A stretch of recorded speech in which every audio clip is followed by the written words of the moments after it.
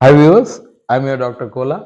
మరి ఉపాధ్యాయ విద్యలో ముఖ్యంగా డిప్లొమా ఇన్ ఎలిమెంటరీ ఎడ్యుకేషన్ మరియు ఉపాధ్యాయ విద్యకు సంబంధించి బీఎడ్‌లో ముఖ్యమైన ఘట్టం ఏంటిదంటే టీచింగ్ ప్రాక్టీస్. లేదా మనం టీచింగ్ ప్రాక్టీస్ అంటాము, ఇంటర్న్‌షిప్ అంటాము. సో, డిప్లొమా ఇన్ ఎలిమెంటరీ ఎడ్యుకేషన్‌లో ఫస్ట్ ఇయర్‌లో 2 సబ్జెక్ట్‌కి సంబంధించి 20 డేస్, 40 డేస్ టీచింగ్ ప్రాక్టీస్ ఉంటుంది. సెకండ్ ఇయర్‌లో వచ్చేసి 60 డేస్, 20, 20, 23. సో, ఇక్కడ ఒక్కటి గమనించాలి. మరి చాలామంది ఉపాధ్యాయ విద్య నేర్చుకుంటున్న ట్రైనింగ్ టీచర్స్ లేదా ఛాత్రోపాధ్యాయులంతా కూడా చాలా ఉత్సాహంతో ఉంటారు. మరి రేపు టీచింగ్ ప్రాక్టీస్‌కెళ్తాము. పిల్లలకు మరి చాలా విషయాలు చెప్పడానికి ప్రయత్నం చేస్తామని అనుకుంటారు.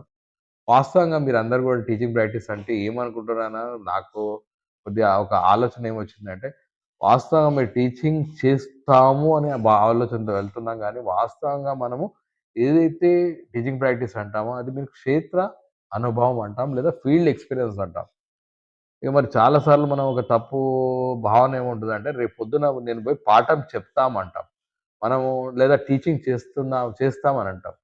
మనం పాఠం చెప్పడం గానీ, టీచింగ్ చెప్పడం గానీ జరగదు. వాస్తవంగా ఏముంటుందంటే, ప్రతి టెక్స్ట్ బుక్ గానీ, మనము ఏదైతే పీరియడ్ ప్లాన్ ఏదైతే ఉందంటే, ఒక పద్ధతిగా గ్రేడెడ్‌గా ఉంటుంది. మనము టీచింగ్‌ని ఏమంటామంటే, అనుభవాలు కల్పించడం. అభ్యసనం అన్నది అనుభవం. Teaching is nothing but experiencing. మరి ఒక ఉపాధ్యాయ వృత్తిలోకి వస్తున్న మీరందరూ కూడా టీచింగ్ చేస్తాము, లేదా రేపు టీచింగ్ ప్రాక్టీస్ చేస్తాము అన్న దాంట్లో ఒకటి గమనించాలి ఏంటిదంటే, teaching practice is nothing but field experience.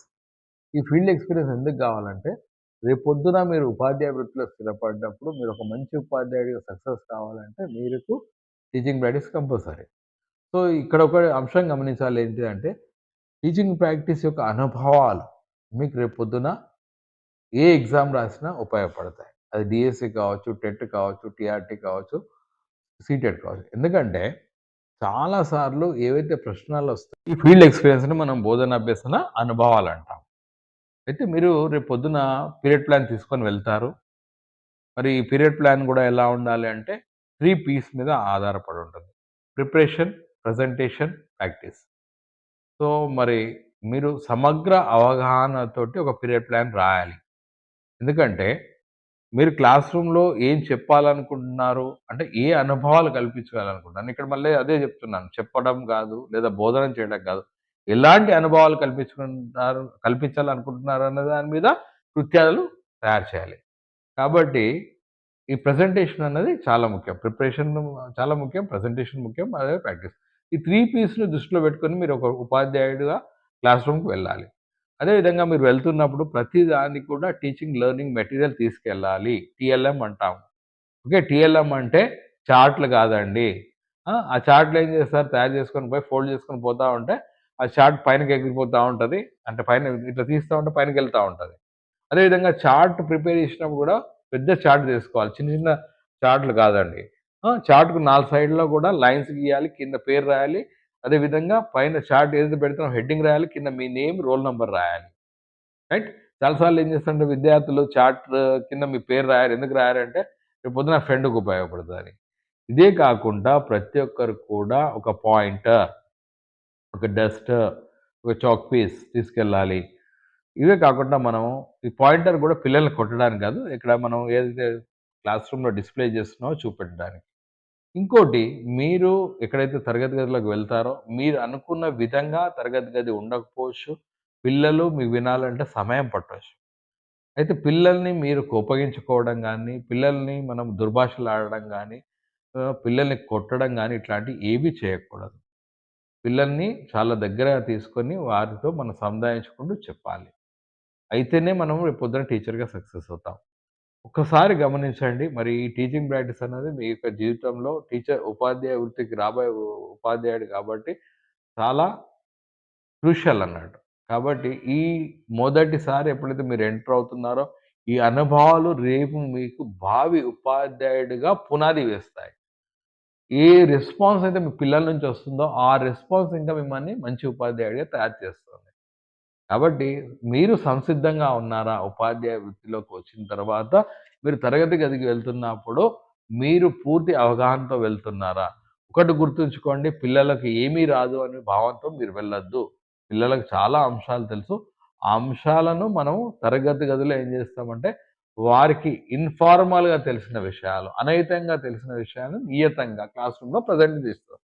For example నీటి వనరుల గురించి మనం చెప్తున్నాం క్లాస్ రూమ్‌లో, ఈవీఎస్‌లో. చెప్తున్నామంటే నీటి వనరుల గురించి పిల్లలకు తెలవదా? తెలుసు. కానీ మనం దాన్ని ఒక పద్ధతి ప్రకారము క్రోడీకరించి చెప్పడానికి ప్రయత్నం చేస్తుంటాం.